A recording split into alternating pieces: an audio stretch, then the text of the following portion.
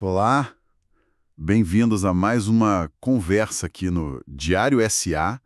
Hoje o nosso foco é a BB Seguridade, código BBSE3 na Bolsa, né? Vamos mergulhar nos números do terceiro trimestre de 2025. Saiu aquele relatório da companhia agora, dia 4 de novembro. E esse material é chave para quem acompanha a empresa, né? Analistas, acionistas, investidores, todo mundo olha para isso. A ideia aqui é a gente destrinchar esses dados e entender o que eles querem dizer para o desempenho da BB Seguridade. Exatamente. E olha, só um ponto rápido antes da gente começar que acho importante alinhar. A nossa análise aqui, ela vai seguir mais os números gerenciais da companhia, tá? É como a diretoria acompanha o negócio no dia a dia. Usam os critérios contábeis que, assim, podem ser um pouco diferentes das demonstrações financeiras oficiais, aquelas auditadas, sabe? Que já seguem outras normas, o IFRS 17, desde 2023. Essa visão gerencial, que usa o IFRS 4 como base, não tem auditoria externa lá na holding, mas dá um termômetro muito bom do trimestre. Perfeito, ótimo esclarecimento. Ah, e tem mais um detalhe. Desde janeiro de 2023, tem uma defasagem de um mês para reconhecer o resultado da Brasil Dental. Então, os números do terceiro TRI, na verdade, pegam junho, julho e agosto dela, só para constar. Entendido. Bom, com esse contexto todo, vamos direto ao que interessa: o lucro. A BB Seguridade divulgou um lucro líquido gerencial recorrente de 2,6 bilhões de reais agora no terceiro TRI de 2025. É um número bem forte, né? Mostra crescimento nas duas comparações, uma alta de 13,1% sobre o mesmo período de 2024 e subiu também 14,4% em relação ao segundo trimestre agora de 2025. Se a gente olhar o acumulado do ano, de janeiro a setembro, já são 6,8 bilhões de lucro. Isso dá 13,7% acima dos 9 meses do ano passado. Impressionante, né? Mas a pergunta é, de onde veio essa força toda? Foi um crescimento, assim, bem distribuído pela operação ou teve alguma coisa específica puxando mais? Ótima pergunta. Olha, neste trimestre, o grande protagonista foi, sem dúvida, o resultado financeiro. Ele deu um salto bem considerável, foi o principal motor desse lucro aí de 2,6 bi. Tiveram dois fatores gerais que ajudaram muito, né? Primeiro, o volume de dinheiro que a BB Seguridade e as empresas do grupo administram continuou crescendo. E segundo, a taxa Selic. Mesmo caindo um pouco, a média ainda ficou alta e isso, claro, turbina os ganhos com as aplicações. E teve um fator bem específico na Brasilprev que deu um empurrão extra, sabe? A deflação do IGPM. Ah, o IGPM negativo. Isso. Esse índice corrige alguns planos de previdência mais antigos, aqueles de benefício definido. Como o IGPM acumulado que entra no cálculo ficou negativo, o custo futuro estimado desses planos diminuiu. E aí, contavelmente, isso vira um ganho financeiro agora. O resultado operacional das empresas somado também cresceu, tá? Mas o financeiro nesse trimestre específico brilhou mais forte, teve um peso maior. Entendi. Então, um cenário macro com juros ainda altos e mais esse efeito particular do IGPM na Brasilprev foram cruciais. Sim. Isso levanta talvez uma questão sobre a qualidade ou a sustentabilidade desse crescimento, né? Um lucro que depende muito do financeiro pode ser mais volátil, talvez, do que um lucro que vem direto da operação principal, de seguros de previdência. Como é que as diferentes empresas do grupo se comportaram, assim, olhando o acumulado do ano, de janeiro a setembro? Onde que a força foi mais operacional e onde o financeiro pesou mais? Exato, essa distinção é fundamental mesmo. Olhando os 9 meses, a Brasil Seguros, que é o braço de seguros, mostrou uma combinação interessante. Teve avanço operacional, sim, melhorou a relação entre prêmios ganhos e sinistros pagos, a sinistralidade caiu, né? Ou seja, a operação de seguros em si ficou mais rentável, mas também se beneficiou do resultado financeiro positivo. Uma mistura, então. Isso. Já a BB Corretora, que ganha com a venda dos seguros e outros produtos lá na rede do Banco do Brasil, teve o resultado impulsionado principalmente pelo aumento das receitas de corretagem. Um crescimento bem operacional, sabe? Embora o financeiro também tenha dado uma ajudinha. Agora, na Brasilprev, a história foi predominantemente financeira nesses 9 meses. A melhora expressiva veio da marcação a mercado dos ativos e, claro, desse efeito do IGPM que a gente falou, reduzindo o custo do passivo. A operação em si, medida pela captação e gestão dos planos, teve um desempenho mais estável. Certo. As holdings do grupo também tiveram um ganho maior vindo do resultado financeiro da própria BB Seguros. E a Brasilcap, de capitalização, teve um impacto menor no bolo todo, com alguma ajuda da receita de carregamento e também do financeiro. Fica claro, então, que a história não é igual para todo mundo ali dentro. Temos negócios com bom desempenho operacional, tipo a corretora, e outros onde o vento financeiro soprou muito a favor, como a Brasilprev. Isso me lembra que a gente está falando do lucro recorrente. Você pode explicar rapidinho por que essa diferença é importante? E se teve algum evento não recorrente, assim, significativo nesse período que a gente precisa saber? Boa lembrança. O lucro recorrente, ele busca mostrar o desempenho da operação continuada, sabe? Excluindo eventos que são pontuais, extraordinários, que poderiam acabar distorcendo a análise da tendência real do negócio. E sim, tivemos alguns eventos assim, que afetaram os números contábeis totais, mas que são tirados para chegar nesse recorrente que a gente está usando como base para performance. Entendi. Tipo o quê, por exemplo? Por exemplo, no segundo trimestre deste ano, 2025, a Brasilseg teve uma reversão líquida de 129 milhões de reais. Isso em provisões para sinistros judiciais. Foi resultado de uma mudança na lei sobre juros de mora em processos que passou a usar a Selic. Como a lei mudou, a provisão que eles tinham pôde ser reduzida. Foi um evento não recorrente positivo. Ah, tá. Uma coisa pontual mesmo. Exato. E olhando para trás, no segundo trimestre de 2024, teve um evento na Brasilprev. Eles precisaram criar uma reserva extra chamada Provisão Complementar de Cobertura, a PCC, foi quase 217 milhões de reais. Isso por exigência de uma norma nova da SUSEP, a CN-SUSEP, número 678/2022.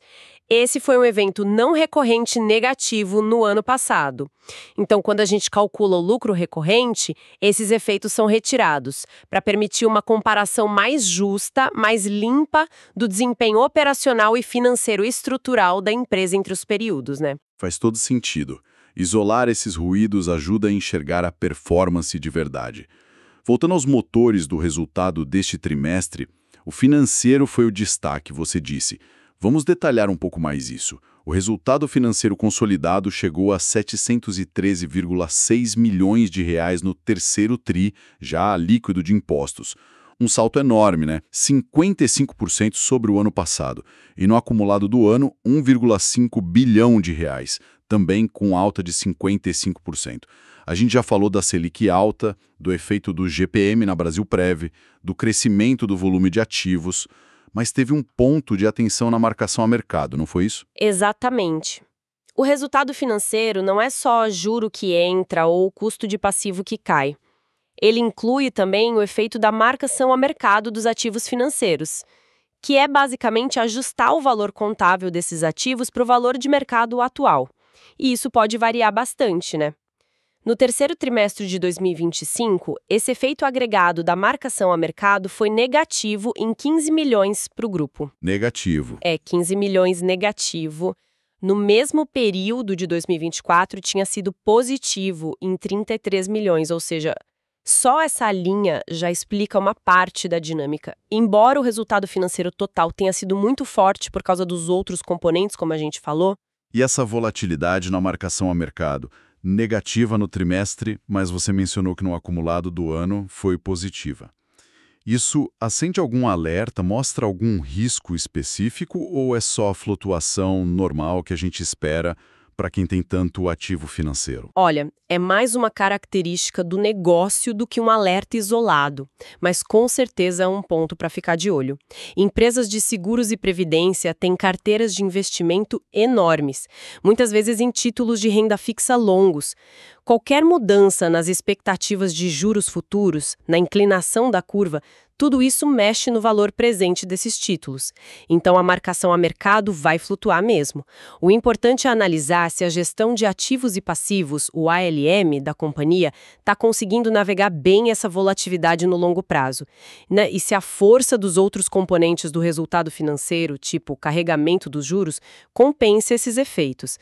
No acumulado do ano, como você disse, o efeito da marcação a mercado foi bem melhor que em 2024, o que ajudou bastante o financeiro total. Entendido, clareou. Agora, vamos tentar conectar esses resultados com as expectativas que a própria empresa tinha para 2025. Como é que ficou o desempenho até setembro em relação ao guidance, aquelas projeções oficiais que eles divulgam para o mercado? Bateu, não bateu? Então, o cenário aqui é misto. O resultado operacional, que exclui o efeito dos juros e a holding, cresceu 5,9% nos 9 meses. Isso está acima da faixa que a BB Seguridade projetou, que era de 0% a 4%. Acima. Bom sinal, né? O relator até comenta que, internamente, eles já esperavam um desempenho mais forte para esse período, mas formalmente ficou acima do guidance divulgado para o mercado. Por outro lado, os prêmios emitidos pela Brasilseg, que refletem as vendas de seguros, tiveram uma queda de 7,9% no acumulado do ano. Opa, aí já não foi tão bom, hein? Pois é. Isso ficou bem abaixo da meta, que previa uma variação entre menos 4% e plus 1%. A principal explicação que eles deram foi um desempenho pior do que o esperado em produtos que são ligados ao crédito, especialmente o seguro agrícola. Parece que sofreu com volumes menores de financiamento rural. Ah, o agrícola de novo. Sim. E, por fim, as reservas de previdência da Brasilprev, de PGBL e VGBL, cresceram 9,0% nos 9 meses. Esse número ficou exatamente no piso da faixa esperada. O guidance era de 9% a 12%. No limite inferior, então. Exatamente. Então, resumindo, um indicador acima da meta, o operacional e juros, um bem abaixo, prêmios da Brasilseg, e um no limite inferior, reservas da Brasilprev. Uma salada aí. Interessante esta combinação. O operacional geral surpreendendo para cima, mas as vendas de seguros puxadas pelo agrícola decepcionando, e a previdência crescendo no ritmo mínimo esperado. O que essa foto sugere para a gente? Esse operacional mais forte, mesmo com prêmios em queda, indica talvez uma melhora de margem, mais eficiência, ou tem alguma outra coisa aí? Pode indicar uma combinação de fatores, sim. Uma melhora na sinistralidade, como a gente viu que aconteceu na Brasilseg, certamente ajuda o resultado operacional, mesmo que os prêmios emitidos às vendas novas caiam pontualmente. Controle de despesas eficiente também pode estar ajudando. No entanto, a queda nos prêmios é um sinal amarelo, né? Especialmente se continuar assim, porque prêmio é matéria-prima do negócio de seguro. E essa dependência do seguro agrícola, que depende do ciclo do agro e do crédito rural, parece ser um ponto de vulnerabilidade que se mostrou mais forte neste ano. Faz sentido. E quantas reservas de previdência ali no limite inferior? Isso seria um sinal de dificuldade na captação? Talvez pela concorrência ou pelo cenário econômico mesmo? Ou 9% ainda é um crescimento considerado saudável para eles? Olha, um crescimento de 9% em reservas de previdência ainda é muito significativo em valor absoluto, né? Dado o tamanho da Brasilprev. Mas estar no piso do guidance pode indicar sim um ambiente de captação um pouco mais desafiador. A gente viu recentemente mudanças tributárias, como aquela questão do IOF sobre VGBL. Isso pode ter afetado o fluxo de contribuições no período. E a concorrência no setor de previdência privada também é sempre muito forte. Então, embora 9% seja um número robusto, ficar no limite inferior sugere que atingir o topo da faixa, os 12%, talvez exija um último trimestre mais forte em captação. Claríssimo. Bom, diante desse quadro todo, lucro forte, puxado pelo financeiro, desempenho meio misto das operações e dos indicadores em relação às metas, quais são as grandes questões que ficam para a gente acompanhar nos próximos trimestres e no fechamento de 2025? Acho que dá para a gente elencar algumas perguntas-chave, sim. Primeiro, Será que a BB Seguridade consegue recuperar o indicador de prêmios da Brasilseg nesse último trimestre? Para pelo menos chegar mais perto do guidance? Ou a gente vai ter que esperar uma melhora mais consistente do crédito agrícola só em 2026? Boa pergunta. Segundo, como é que a trajetória futura da taxa Selic e do IGPM vai impactar os resultados?